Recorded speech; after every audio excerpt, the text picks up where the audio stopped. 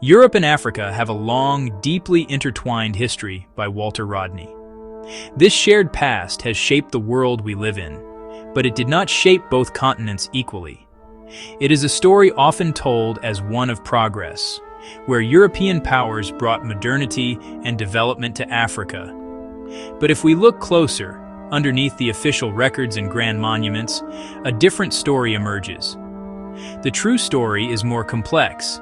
It reveals how the systems that made Europe wealthy often hindered Africa's development. This was not an accident, it was a design. Europe's enrichment was directly connected to Africa's underdevelopment. The relationship predates the scramble for Africa. Long before colonial flags, trade routes connected the two continents. Those exchanges transformed into the brutal transatlantic slave trade.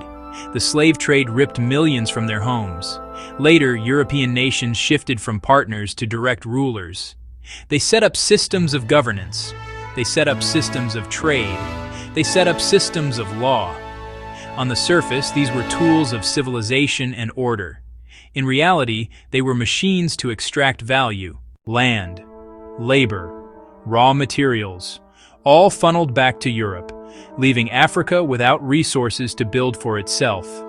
Imagine a partnership where one partner sets the rules, holds the money, and decides who gets paid. Prices for coffee, prices for cocoa, routes chosen for new railways. Every decision favored European interests. The goal wasn't strong, independent African economies.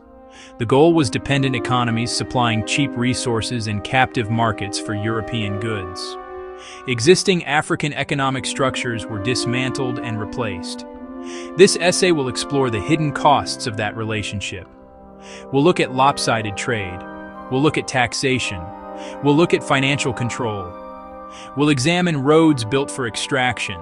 We'll examine railways built for extraction. We'll see colonial education created for a dependent workforce. One of the most effective ways Europe extracted wealth from Africa was by controlling the prices of goods. The system was simple, but devastatingly effective. European trading companies established themselves as the primary and often the only buyers for the agricultural products and raw materials that Africa produced. Think of cocoa in Ghana, cotton in Egypt, or peanuts in Senegal. African farmers, with no other significant buyers to turn to, were forced to accept the low prices offered by these powerful European conglomerates. They were caught in a trap. They had to sell to survive, but the prices they received were often too low to allow them to prosper or invest in their farms. At the same time, these same European companies controlled the flow of manufactured goods into Africa. Textiles, tools, household items made in European factories were sold back to African consumers at inflated prices. This created a vicious cycle. Africans were paid very little for the raw goods they sold, and then they had to pay a great deal for the finished products they needed to buy. The profits from this imbalanced trade did not stay in Africa. Instead, the wealth was siphoned off and sent back to corporate headquarters in London, Paris, Lisbon. This wasn't a free market. It was a rigged game. Colonial governments supported these companies with policies that solidified their monopoly. They imposed tariffs that made it difficult for non-European traders to compete, and sometimes even dictated what crops farmers were allowed to grow. In some regions, farmers were legally obligated to sell their entire harvest to a single colonial marketing board, which set the price without negotiation.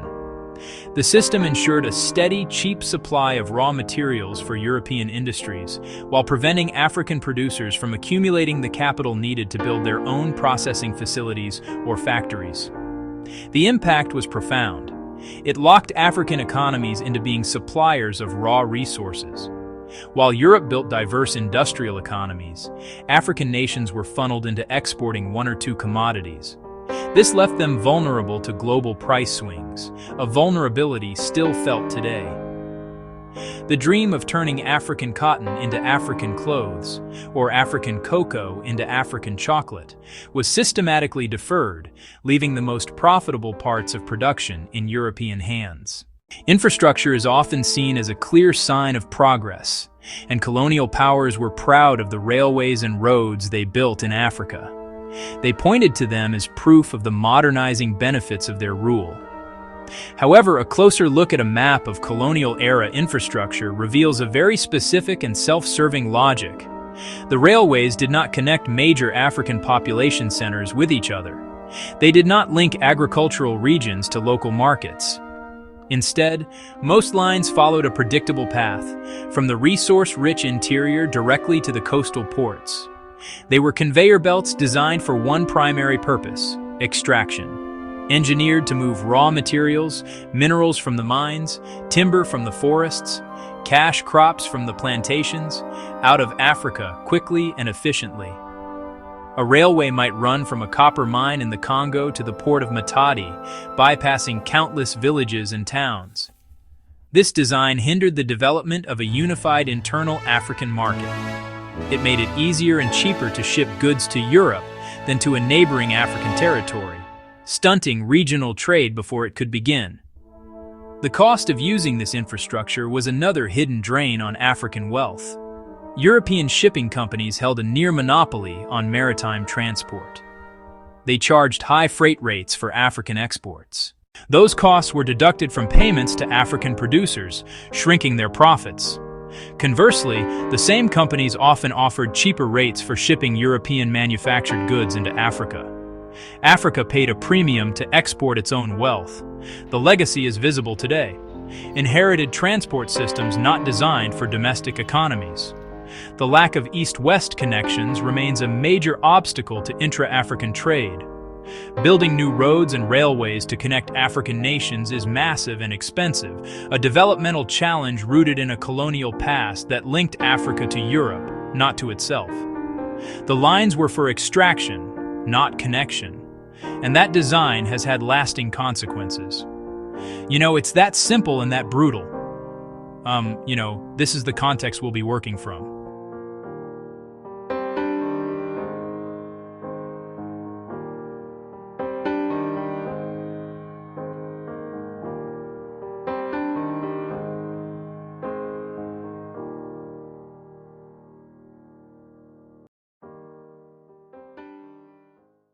Beyond controlling goods and transport, European powers also controlled the flow of money itself. The financial systems in the colonies were not designed to support local African enterprise. They were built to facilitate European business and to channel capital out of the continent. Major banks like Barclays in British colonies, Banque de l'Afrique Occidentale in French colonies, were branches of European parent companies. Their primary customers were European settlers, trading firms, colonial administrators. Banks provided loans and credit for European-owned plantations, mines, businesses to operate and expand. For most Africans, access to formal banking was extremely limited. An African farmer or small-scale artisan seeking a loan to buy equipment or expand would almost certainly be turned away. Banks required collateral like titled land most Africans did not possess under colonial law. This financial exclusion created a massive barrier to advancement. It prevented Africans from accumulating capital, investing in their own businesses, and competing on a level playing field. Economic power stayed concentrated in the European minority.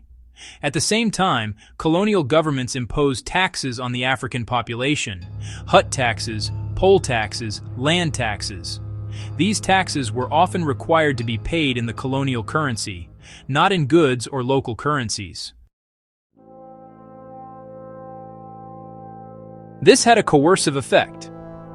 To earn the cash to pay taxes, Africans had no choice but to enter the colonial economy on its unfair terms. They were forced to work for wages on European-owned farms and mines, or to grow the cash crops European companies would buy. Taxation became a tool to create a compliant labor force. The money from taxes and profits from European banks and companies did not stay in Africa to be reinvested. A significant portion flowed back to Europe.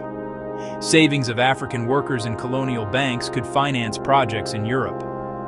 Tax revenue paid salaries of colonial officials who often sent their money home. This created a constant financial drain, a silent hemorrhage of capital from Africa to Europe. Money was being pulled out while taxes and debt were being pushed down, creating a system that guaranteed underdevelopment. And that, sadly, is how the flow was controlled.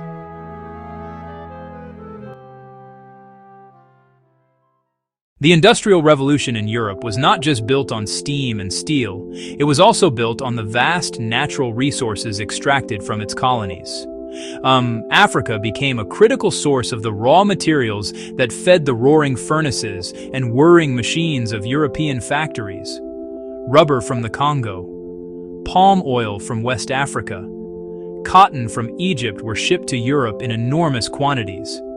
These materials were essential for manufacturing a wide range of products: soap and lubricants, tires and textiles. The availability of these cheap, plentiful resources gave European industries a significant competitive advantage and powered their rapid growth. For example, palm oil from Nigeria and surrounding regions was a crucial ingredient for industrial lubricants needed to keep factory machines running smoothly. It was also a key component in the production of soap, a new mass-market consumer good. The brutal exploitation of the Congo Free State under King Leopold II of Belgium was driven by the global demand for rubber, which was essential for bicycle and automobile tires. These industries created immense wealth and countless jobs in Europe, but the African communities from which these resources were taken saw almost none of the benefits and bore all of the human and environmental costs. The mineral wealth of Africa was equally vital to Europe's industrial and military advancement. Copper from Zambia and the Congo, used for electrical wiring and munitions. Tin from Nigeria, essential for canning and soldering. Gold and diamonds from southern Africa, flowing into European bank vaults. Later in the 20th century, strategic minerals like uranium from the Congo played a role in developing nuclear technology. Africa was the source, but Europe was the workshop and the beneficiary, transforming African raw materials into advanced technology and military power. This relationship created a deep structural dependency. By focusing African economies exclusively on extraction and export, the colonial system prevented the development of local processing and manufacturing industries. The value was added in Europe. African cotton was shipped to Manchester to be spun into cloth, which was then sold back to Africa at a profit. It was a system that ensured Africa would remain a supplier of basic commodities rather than a producer of high-value goods. This unequal division of labor enriched Europe's industrial base, while leaving Africa's undeveloped, a legacy that continues to challenge economic diversification on the continent today. Well, these patterns still shape the present. Colonial education is often presented as one of the great benefits of European rule, a gift of literacy and modern knowledge. However, the education system implemented in most colonies was not designed to empower Africans or to foster independent thought. Instead, it was a carefully calibrated tool serving the needs of the colonial administration.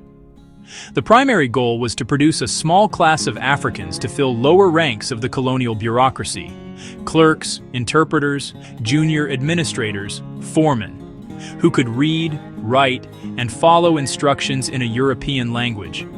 Education was a means to create a more efficient colonial machine. The curriculum reflected these limited ambitions: basic literacy, arithmetic, indoctrination into European culture and values. School children learned about the history of European kings and queens, the geography of France or Britain, and the supposed superiority of Western civilization. They were taught to respect colonial authorities and to see their own cultures and histories as primitive or unimportant. Traditional African knowledge, agriculture, medicine, social organization was dismissed. Higher education, especially technical and scientific, was severely restricted. Engineers, doctors, scientists, economists were not trained locally. Such skills would create competition for Europeans and could foster ideas about self-sufficiency and independence. The few who pursued higher education often had to travel to Europe, steered toward the arts and humanities rather than science and technology. The system produced assistants, not leaders, followers, not innovators. Socially, it was divisive. It created a small, educated elite separated from the majority. That elite often found opportunity within the colonial system rather than challenging it. The economic and political changes brought by colonialism had a deep and often devastating impact on the social fabric of African communities. Before European rule, societies were organized around kinship, community obligations, collective land ownership. These systems provided social security, resolved disputes, and ensured the well-being of the group. Colonial policies, however, systematically undermined these traditional structures. The introduction of wage labor pulled men away from their villages for long periods to work in distant mines, to work on plantations, disrupting family life and agricultural cycles. This migration to urban centers and industrial sites created new social dynamics and new problems. The old support networks of the village were absent in the new, often squalid workers' compounds and city slums. This led to a breakdown in social cohesion and the erosion of traditional authority. Colonial administrators often misunderstood or deliberately manipulated local political structures, appointing leaders with no traditional claim simply because they were compliant. This created internal conflicts and undermined legitimate traditional rulers, leaving communities divided and more easily controlled. Furthermore, colonial powers often employed a strategy of divide and rule, actively exacerbating ethnic and regional differences to prevent a unified opposition. In Rwanda, the Belgians formalized Hutu and Tutsi distinctions, issuing identity cards and promoting a false narrative of Tutsi racial superiority.